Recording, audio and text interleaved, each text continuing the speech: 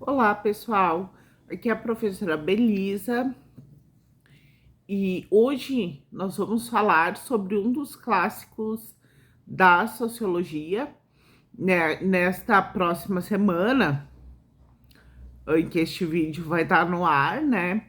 A gente vai estar tratando sobre os clássicos da sociologia, né? Os pensadores clássicos, que são aqueles que dão todo o embasamento teórico para a constituição da sociologia e para a produção sociológica que vem após eles, né? Digamos assim, ninguém escreveu ou interpretou a sociedade depois dos clássicos sem estar ligado a alguma teoria clássica. Eu já coloquei um texto aí para vocês, como vocês puderam ver, né? Sobre o Émile Durkheim, né, um vídeo, inclusive, de um sociólogo brasileiro falando do fato social em Durkheim. Então, acredito que vocês já puderam compreender alguma coisa deste autor. E eu escolhi para falar hoje sobre um dos clássicos, que é o Karl Marx. Tá? O Karl Marx, que deu uma grande contribuição política, econômica, social, né? Foi criado todo um movimento depois da sua produção teórica que ficou conhecido como marxismo, né? Muitos teóricos aí produziram a partir da teoria do Marx, e Marx é considerado também aquele que deu embasamento para o marxismo enquanto ação, enquanto prática política, né? Então, numa das suas teses as teses de Feuerbach, que é das obras dele, né? Na 11ª ele vai dizer assim, não, na 13ª, os sociólogos interpretaram o mundo, os filósofos, né, interpretaram o mundo. O que nos resta é transformá-lo, né? Então ele dá toda uma importância para a ação política. Mas antes disso, vamos ver quem é que foi Marx, né? Ele nasceu na Alemanha, ele passou pela França, tá? Na sua atividade de trabalho, que na época ele fazia muita matéria jornalística, né? Então ele atuava na imprensa, na Europa e até na América, que ele enviava alguns artigos para alguns jornais dos Estados Unidos. E, por último, tá? Ele se radicou na Inglaterra. Por que ele se radicou na Inglaterra? Porque lá foi um dos países pioneiros da Revolução Industrial. E o Marx, o objetivo dele era pesquisar a proletarização dos trabalhadores, tá? E a exploração do capitalismo da classe trabalhadora, para a classe trabalhadora, né? Como é que o capitalismo explorava a classe trabalhadora. Então, um dos conceitos dele fundamental é de luta de classes. Ele vai dizer em outra obra dele, de 1848, o Manifesto do Partido Comunista, que a história da humanidade, no início, tá, do Manifesto Comunista, ele fala: a história da humanidade é a história da luta de classes. Então, durante todas as sociedades, desde o fim do comunismo primitivo, que era o modo de produção, tá, lá dos primórdios, toda a história tem sido a história da luta de classes. A partir do momento em que surgiu a propriedade privada, tá, e surgiu a exploração do trabalho. Então, ele liga o surgimento da propriedade privada à exploração do trabalho. E quando se tem a exploração do trabalho, tem a exploração de uma pessoa sobre outra, tá? E aí, nesse sentido, surgem as classes, porque normalmente é uma pessoa explorando muitas pessoas, tá? Então, essa noção de exploração do trabalho é fundamental. Ele vai escrever toda a obra dele sobre isso, tá? O Capital, que é a principal obra dele, é sobre a exploração do trabalho. Então, o trabalho é uma categoria central no pensamento marxista, tá? Até porque, se nós formos pegar as influências teóricas de Marx, as influências teóricas dele na área da economia, o Adam Smith, tá? Que era um pensador liberal que escrevia sobre economia, e o Hegel na área da filosofia, né? Que ele era considerado um hegeliano de esquerda, ele foi aluno do Hegel, e ele retirou a noção de dialética do Hegel, tá? Só que ele disse que para Hegel a dialética estava de ponta cabeça. Por quê? Porque para Hegel as ideias determinavam a realidade, né? E para Marx não, é o concreto, tá? Que determina a, a noção de teoria, né? De ideias, o mundo das ideias, né? Então, aí uma relação de determinação, que no fim das contas é a matéria sobre as ideias. Então, quer dizer que a transformação da matéria, o que é a matéria? Os bens naturais, né? O conceito dele de modo de produção. O que é o modo de produção? Ele vai fazer uma equação aí, são as relações sociais de trabalho mais as forças produtivas igual modo de produção. O que é as relações sociais de trabalho? No capitalismo, em outras sociedades é outra relação, mas no capitalismo é o assalariamento, tá? Então, assim, ó, existia uma série de pessoas que não tinham nada além da sua própria prole, tá? Que ele denominou como os proletários. O que é a prole? São os filhos. Então, são as pessoas que são desprovidas das forças produtivas, tá? Que não têm as ferramentas de trabalho, né? Então, essas pessoas na Revolução Industrial, elas saem do campo onde elas eram servos, tá? Servos, trabalhavam em glebas, trabalhavam para a subsistência. Naquela realidade ainda do feudalismo, na Idade Média, esses trabalhadores do campo, eles tinham era a posse das ferramentas, tá? Eles não eram dono da terra, mas eles usavam a terra com a concessão do senhor feudal e tinham posse de suas ferramentas. Essas pessoas, com a passagem, a transição para o sistema capitalista, onde surgiram as cidades, onde começam a surgir as fábricas, né? Primeiro as fábricas têxteis, né, de tecidos. Essas pessoas saem do campo, elas são expulsas do campo, tá? Pelos grandes... Na época, os fazendeiros, os senhores feudais, né? Os donos das terras. Elas são expulsas e vão para a cidade e elas são obrigadas a vender a sua força de trabalho em troca de um salário, tá? Então, essa relação é uma relação de assalariamento. Elas têm que vender a sua força de trabalho, tá? Para ganhar o seu sustento. Nessa época, que é o início da Revolução Industrial, essas pessoas, inclusive, elas vinham para a cidade, elas não tinham nem casa para morar.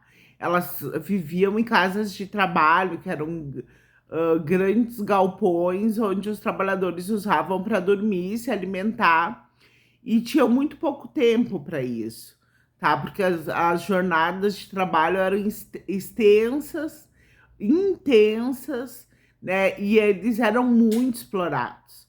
Então, tudo que veio depois em termos de conquistas de direitos trabalhistas, tudo foi resultado disso que Marx chamou de luta de classes. Então, desde greves, todo tipo de manifestação, o surgimento dos sindicatos, O Marx estava pesquisando isso, como os trabalhadores se organizavam para obter mais direitos, né? Porque eles não tinham direito nenhum. As jornadas de trabalho eram de 12, 16 horas, tá? Era muito... Crianças trabalhavam, né? Hoje, por exemplo, a gente vê que a gente tem o Estatuto da Criança e Adolescente, a gente protege a infância. As crianças da classe trabalhadora ou de qualquer classe não podem trabalhar, mas naquela época trabalhavam, tá? E trabalhavam e eram exploradas desde que pudessem fazer algum tipo de trabalho. Mas isso que eu quero trazer para vocês, o Marx ele fez uma explicação, assim como os outros sociólogos clássicos, eles fizeram sistemas teóricos que explicavam a sociedade no geral, assim, explicavam, por exemplo, o Capital, né, que é o livro do Marx. A gente pode aplicar a leitura dele para conhecer a realidade na Europa, na América do Norte, na América do Sul, na América Central, na África, tá? Em todos os lugares do mundo existe esse sistema de exploração, tá? Então, o que que é o capital? É o dinheiro que tu investe para fazer mais dinheiro, tá? É o investimento que o capitalista, que o burguês faz. Até agora eu falei da classe trabalhadora, mas existem, para Marx, no capitalismo, duas classes que são antagônicas, tá? E que se opõem nos interesses em relação ao sistema de produção, que é os proletários, já falei para vocês, e os burgueses. Quem são os burgueses? São os donos dos meios de produção capitalista. E os meios de produção capitalista são as indústrias, as fábricas, tá? Aquilo tudo que tu pode, até as escolas, tá? Que tu pode fazer dinheiro sobre aquilo, que tu pode explorar o trabalho de outras pessoas ou os serviços, no caso de escolas, bancos e outras instituições, tá? São empresas capitalistas nesse sentido, né? Quanto mais empresa tem, mais o capitalismo dá linha, digamos assim, manda, né? Então, gostaria de trazer esses elementos para pensar Marx. Marx foi um dos principais pensadores até hoje, né, da história da humanidade. Gostaria de colocar mais duas coisinhas para vocês. Uma é o método de Marx, que o método dele é o materialismo histórico. Por que materialismo? Porque o Marx ele acha que é a partir da transformação da matéria, que quem faz é o ser humano através do seu trabalho. Então, na transformação da matéria, a gente determina o mundo das ideias, entende? Então há uma relação de determinação aí, tá? Das relações econômicas determinam outras relações. Então ele coloca a economia como o carro-chefe da sua teoria. O nome do livro dele é O Capital, Crítica da Economia Política, né? Então, ele faz uma crítica da economia política. É muito importante a gente compreender aí essa noção dele da teoria, né? Então, o materialismo, alguns falam materialismo dialético, outros histórico, materialismo histórico, né? Por quê? Porque ele ele disse, olha, não tem como analisar uma sociedade sem levar em conta a sua historicidade. O que é a historicidade para Marx?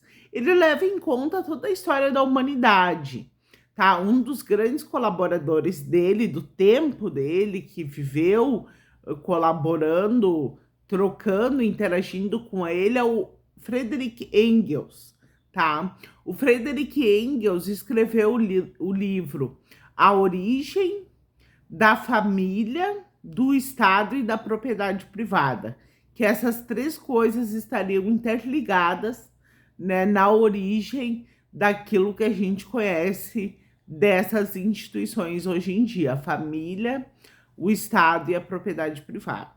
tá? Mas isso eu tô falando, assim, para complementar uma leitura que eu gostaria que vocês fizessem, tá, pessoal? Gostaria que vocês lessem. Eu tô falando aqui só para ajudar a compreensão. E assim, ó, ele falou que existiu na história da humanidade 6 meios de produção até hoje. E o último, aliás, ele gostaria que existisse. Na época dele, talvez ainda não tenha existido, mas ele gostaria que existisse.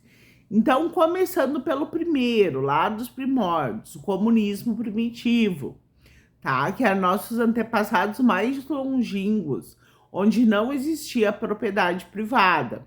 Depois já existia propriedade privada, o regime escravista, tá? Em que, por exemplo, sociedades na Grécia, depois em Roma, o Império Romano, que todo ele foi constituído em cima do trabalho escravo, tá? Então tinham os escravos e os senhores de escravo, como as classes que mais se antagonizavam, né? O asiático, que existiu concomitante ao escravista, eram algumas sociedades, como a egípcia, né, também lá nos primórdios, aqui nas Américas, como os maias, os incas, os astecas, tá, em que o Estado tinha um poder e importância central na economia. E depois aí já foi 3, né? Aí depois veio o sistema feudal, que existiu por 1000 anos, depois da queda do Império Romano, né? Até o surgimento do capitalismo. O sistema feudal, falei para vocês dos servos que viviam em glebas, viviam da agricultura de subsistência, né? E quem mandava era o senhor feudal. E depois veio o capitalismo, que existe pelo menos, gente, desde 1500 e um pouquinho, tá? Que surgiu, as primeiras movimentações foram as grandes navegações, descobrimento de sociedades para expansão dos mercados, descobrimento entre aspas, né? Que o Brasil não foi descoberto, ele foi invadido. Mas o mercantilismo enquanto forma de regime econômico, né? Então, desde 1500, o que que a gente tem aí? Uns 500 e alguns anos de capitalismo, tá? E algumas, depois disso, para suplantar, houve tentativas de ultrapassar, superar o sistema capitalista, né? Que foi com revoluções socialistas, né, que aconteceram em alguns países do mundo. Mas em nenhum lugar o socialismo se firmou, né, porque é difícil existir um país socialista voltado por a maioria de países capitalistas. Mas muita produção teórica foi feita nesse sentido, do socialismo, e ainda existe a utopia de que um dia a gente possa viver numa sociedade socialista, né? Então aí estão os 6, e Marx, né, foi um dos mentores aí do socialismo científico. Mas essa história dos modos de produção, né, propriedade privada capitalista continua mandando aí, né, segundo Marx. E eu gostaria de falar isso para vocês, gostaria que vocês fizessem as leituras para aprofundar o debate, né? E depois eu vou ver a possibilidade da gente fazer uma aula síncrona para que vocês possam participar e a gente possa tirar as dúvidas aí, tanto de Marx quanto de Durkheim e de Weber, tá? Então, façam umas leituras, se aprofundem e vamos tentar tirar aí as nossas dúvidas em relação a esses pensadores. Mas eles são muito interessantes, pessoal. Eles propõem explicação de como a gente interpretar, analisar a sociedade, né? Desde o século XIX, que foi quando eles produziram, né, até hoje em dia. Então, um grande abraço e até mais.